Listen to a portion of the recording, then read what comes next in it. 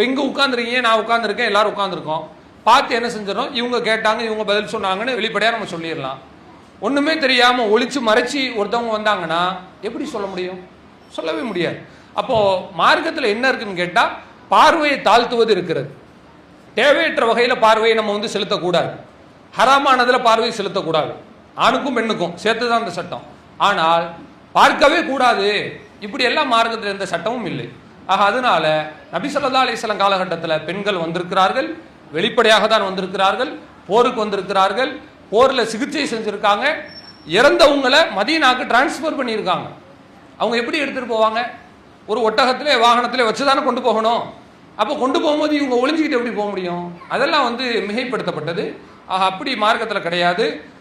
எல்லா நேரத்தில் அவங்க வெளிப்படையாக தான் நடந்திருக்கிறாங்க. ஆக அதனால பெண்கள் போராட்டத்துக்கு ஆர்ப்பாட்டத்துக்கு வருவது என்பது எந்த விதத்திலும் தடை கிடையாது. இன்னும் சொல்ல போனால் இந்த ஆர்ப்பாட்டம் போராட்டத்துக்கு பெண்கள் வர்றதை கூடாதுன்னு சொல்கிறாங்க இல்லையா சில கருத்துடையவர்கள். பெண்கள் கடைவீதியில் போய் ஏதாவது பொருள் வாங்கலாமா? அதெல்லாம் தப்பில்லை அப்படிங்கிறாங்க. அது எப்படி? கடைவீதிக்கு போனாலும் அந்நியான்கள்ட்ட தான் போய் பேச போகிறோம். ஆர்ப்பாட்டத்தில் இருந்தால் யார்ட்டையும் பேசலை, நம்ம போய் மார்க்கத்திற்காக நம்முடைய உரிமையை கேட்டுவிட்டு வரப்போகிறோம். இதை கூடுன்றாங்க, மார்க்கத்துக்காக வந்தால் கூடாதுன்றாங்க. இது மார்க்க அடிப்படையில் ஒரு முரணான விஷயம். அந்த மாதிரி நம்ம எடுத்துக்கொள்ளக்கூடாது. தாராளமாக நீங்கள் வரலாம். எத்தனையோ சஹாபிய பெண்மணிகள், இன்னும் சொல்ல போனால் நேரடியாகவே இருக்கிறது.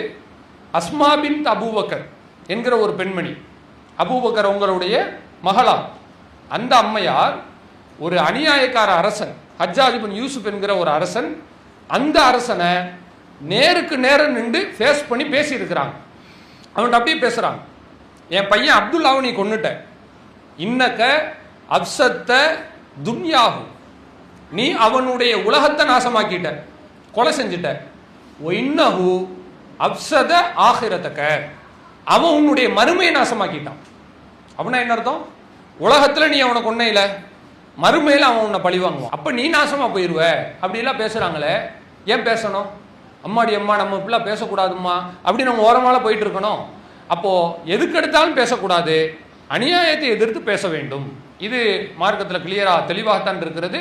எனவே போருக்கு செல்லும் பொழுது பெண்கள் உதவி செய்திருக்கிறார்கள், வெளிப்படையாக நடமாடி இருக்கிறார்கள், சத்தம் போட்டு பேசி இருக்கிறார்கள். தேவையில்லாத பேச்சுக்களை தவிர்த்து விட்டு அநீதிக்கு எதிராக குரல் கொடுப்பது ஆண்களுக்கு எவ்வளவு உரிமை இருக்கிறதோ அதுபோல பெண்களுக்கும் சற்றும் சளைக்காமல் உரிமை இருக்கிறது. தாராளமாக அவங்க கலந்துக்கலாம். மார்க்க அடிப்படையில் தப்பு கிடையாது. அல்லாஹு அக்பர், அல்லாஹு அக்பர்.